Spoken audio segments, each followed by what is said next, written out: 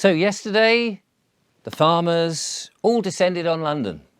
Fantastic to see the pictures of all those people who turned out to support them.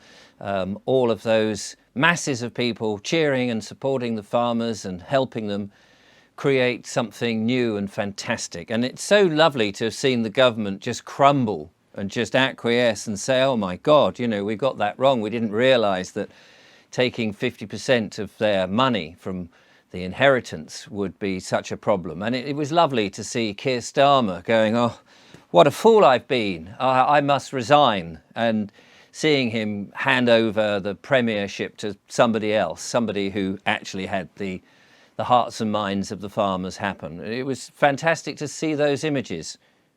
Sorry, that was a dream that I had. I must have dreamt that because I don't think that's what happened. I'm not quite sure. Unfortunately, I was unable to attend the demonstrations up in London yesterday because I had an invitation to go to Biggleswick. You know Biggleswick, that lovely little town which is in between two counties, Goodfordshire and Bestham.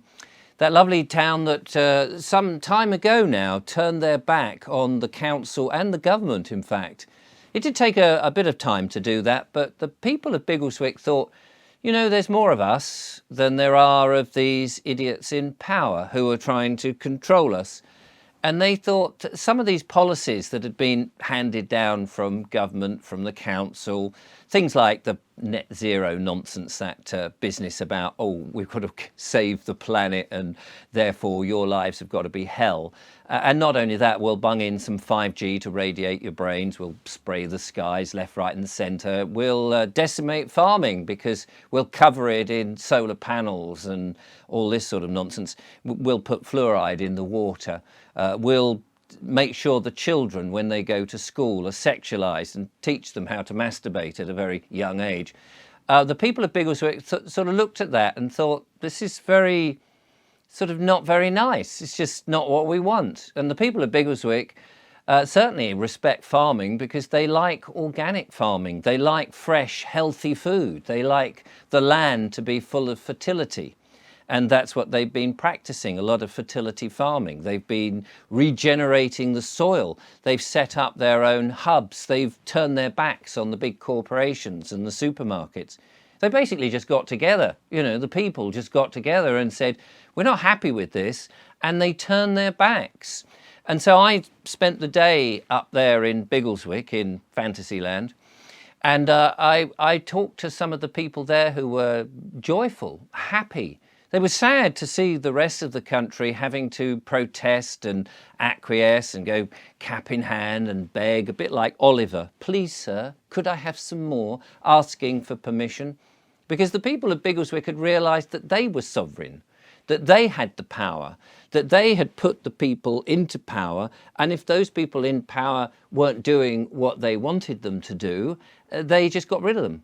They set up their own council. They ring-fenced their area, a bit like an island, really. I gather that there is an island in which people have, they're living the way they want, and anybody approaching that island, they're saying, no, bog off, thanks very much.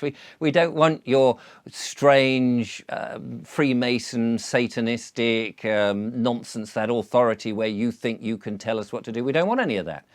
And in a way, the people of Biggleswick have done that. So some of them were saying, isn't it strange that the rest of the country just seem to allow the people they pay, when they pay their taxes, if they pay their taxes, to dominate their thinking in such a way that it is just so detrimental to them? And I had to agree.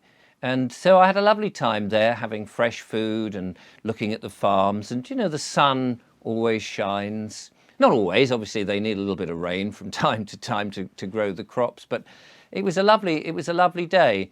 And it was very sad to come back and hear that perhaps the farmers' rally, the march, the talks and all of that may not really have created the sort of things that they were hoping for.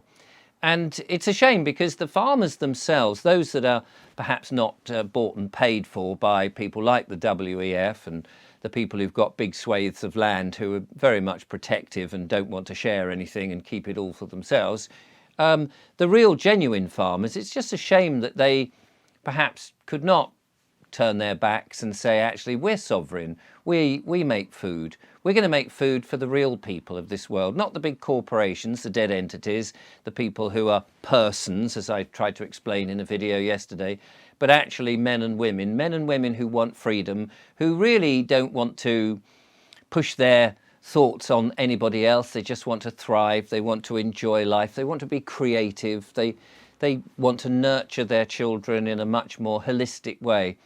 And it's a shame that the farmers really, instead of going to London cap in hand, as I say, didn't just go to a field, perhaps put up a marquee and decided, look, we grow food. People want food.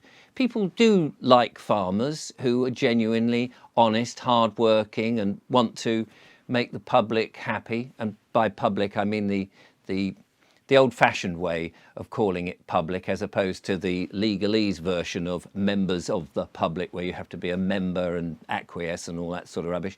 But people, men and women, we want to make men and women healthy again and grow healthy food instead of the stuff they have to change in the supermarkets into substantial stuff. It's a shame that those farmers in some ways didn't just turn around and say, no, we're going to be like Biggleswick. We're going to turn our backs on these people of authority. We'll have our own authority, thanks very much, where we are more holistic, where we share, where we think of one another, we trade and we barter, we get out of the fiat currency system and all of that. So looking at the results from yesterday, I'm just curious now to see what, if any, changes actually happened. But maybe some of those farmers will start to think that the system itself is so broken that we all need to, like most of us now beginning to realise, we need to have a different system, a system that is actually here for the men and women of this country and not those that think that they are in control, the parasites, you know, that have been in control. I think their days are actually over and they're just desperately trying to grip onto it. But more people are waking up. More people are realising that they are men and women. They're not persons. They're not dead entities. That the whole, the way things have been governed is not really ideal, not suitable for real people who want to thrive. And it would be lovely to see more Biggleswicks. The story of Biggleswick, by the way, will be coming out soon. You'll be able to read it yourselves. It will be available in bookshops. It's funny that, isn't it? And in the meantime, don't forget that there is a forum. Have a look in the description. There's a link to the Vobes forum and you can discuss these things if you so wish. Don't feel that you have to. And if you happen to be around on the 23rd, I think it is, of this month, November, as I record this, you can come and talk about the farming thing with us, with Mark Byford, Sandy Adams and myself at the Attic in Southampton on the 23rd. I think it's in the afternoon sometime. I'll put the link in the description. Come along. Mark Byford will be giving his views about what happened in London and the protest. I'll be giving my views on Biggleswick and how people can change their stance. And Sandy Adams will be telling us a deep dive about what the powers that want to be and want to stay being really have planned for us. So join us then if you can. In the meantime, thank you for watching and don't be too disheartened. I think change is very much on the way.